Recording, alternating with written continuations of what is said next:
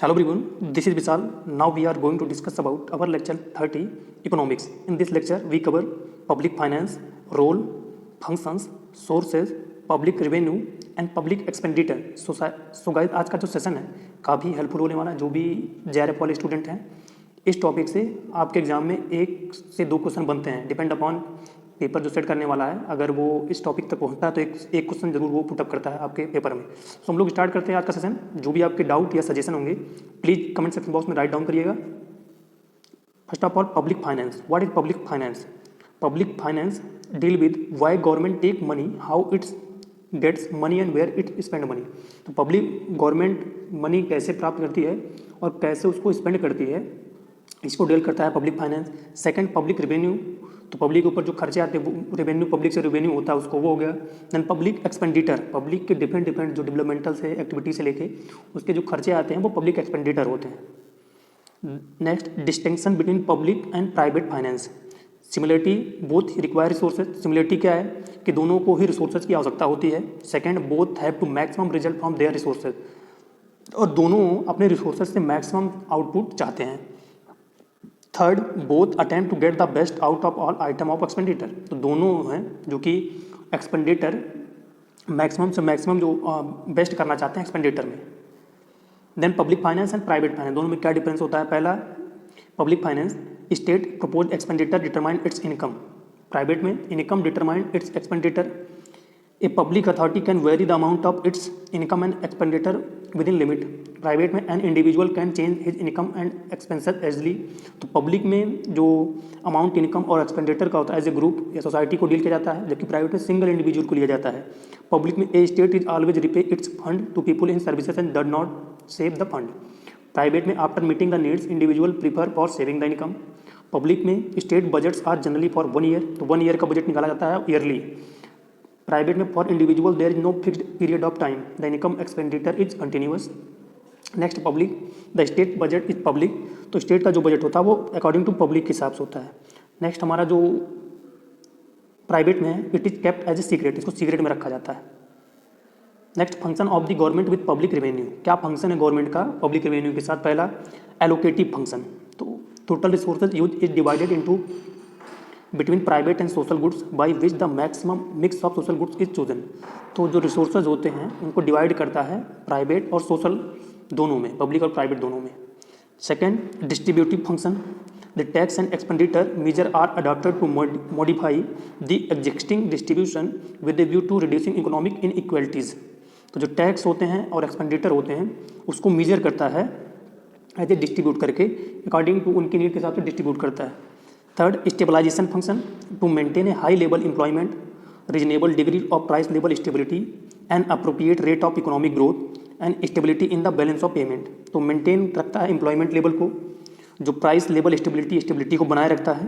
Appropriate जो rate होता है इकोनॉमिक ग्रोथ का उसको मेंटेन करता है, और बैलेंस ऑफ पेमेंट जो होता है उसको भी मेंटेन करता है. Public revenue. The revenue from different sources receive by the government is called public revenue. तो जो रेवेन्यू आते हैं डिफरेंट सोर्सेज से गवर्नमेंट को, उसको बोला जाता है public revenue. Government had to undertake important function like defence. तो गवर्नमेंट जो कौन कौन से इंपॉर्टेंट फंक्शन डील करती है? पहला हमारा डिफेंस हो गया, जिसमें इंटरनल और एक्सटर्नल हो गया security. Then social welfare, education, health, industry and agriculture. Second the expenditure of government has to be met from the revenue that is accrued by the government from various sources. तो जो expenditure होता है government का, वो revenue जो उसको different government के sources होते हैं वहाँ से आता है, उसी के हिसाब से वो एक्सपेंडिचर करता है. Sources of public revenue. कौन कौन से सोर्स हैं पब्लिक रेवेन्यू के? तो पहला हमारा सोर्स हो गया, मेजर सोर्सेज में क्या है? टैक्स हो गया, प्राइस हो गया. देन सोर्सेज ऑफ रेवेन्यू की क्या है? माइनर में क्या है? फी हो गया, स्पेशल असेसमेंट हो गया, रेट्स हो गया, चीट हो गया, ट्रिब्यूट्स एंड इंटरमिनिटीज़ हो गया, ग्रांट्स, गिफ्ट एंड डोनेशंस हो गया.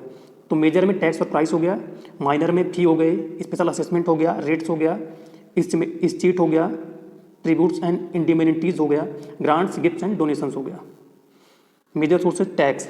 ए compulsory contribution imposed on the public. तो टैक्स जो है पब्लिक पे कंपल्सरी लगाया जाता है, वो होता है टैक्स जो कि पेएबल होता है.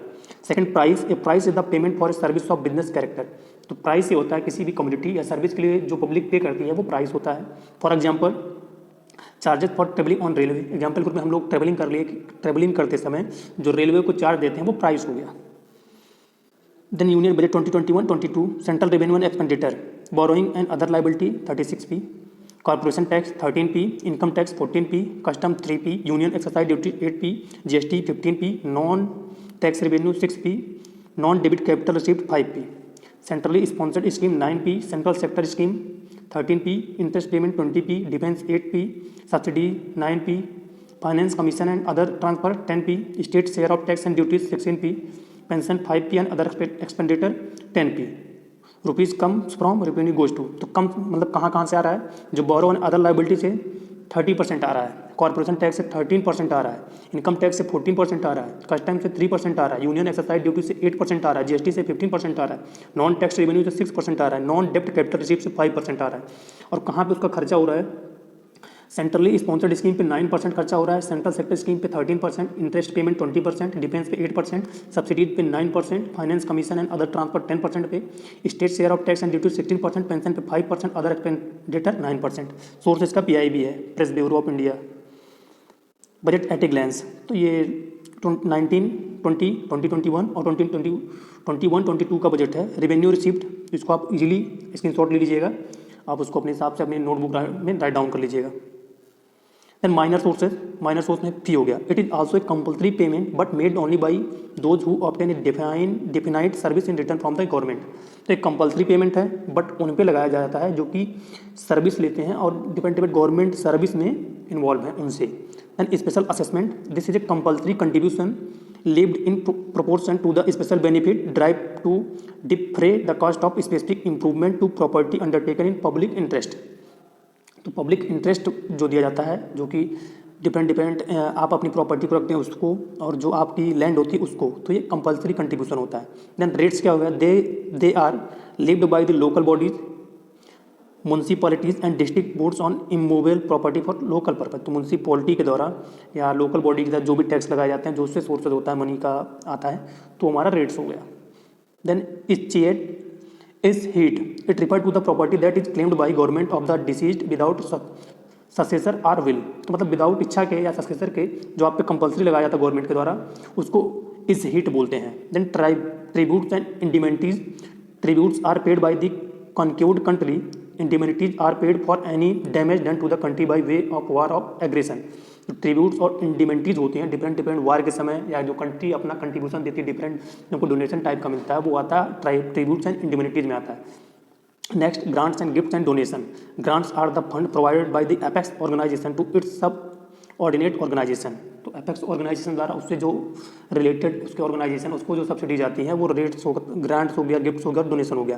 एग्जाम्पल वर्ल्ड बैंक और UN, वर्ल्ड बैंक से जो मिलता है, यूनाइटेड नेशन से जो मिलता है वो ग्रांट्स होता है। Then public expenditure aids in employment creation through public work programme, thus raising the level of income and employment. It help in toning down the inequality of income and wealth distribution in the country.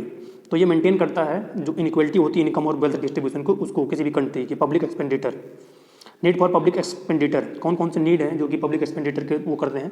पहला हमारा social and economic overheads हो गया, तो social और economical development, balance regional growth, development of agriculture and industry, exploitation and development of mineral resources, subsidies and grant to provinces, local government and exporters. Principle of public expenditure, कौन principle क्या है, पहला principle of maximum social benefit. तो इसका क्या पहला principle है कि मैक्सिमम से मैक्सिमम सोशल बेनिफिट हो। सेकंड, प्रिंसिपल ऑफ इकोनॉमी, तो इकोनॉमी को ध्यान में रख के wasteful expenditure should be avoided, तो जो भी मनी को वेस्ट करने वाले एक्सपेंडिचर है उसको अवॉइड किया जाए। Third, principle of sanction authorised expenditure. Fourth, principle of balance budget, canon of elasticity, fairly flexible. Six, avoidance of unhealthy effect on production and distribution. So guys, session end हुआ। I hope ये session आपके लिए helpful होगा। जो भी आपके doubt या suggestion होंगे कमेंट सेक्शन बॉक्स में राइट डाउन करिएगा। Thank you for listening.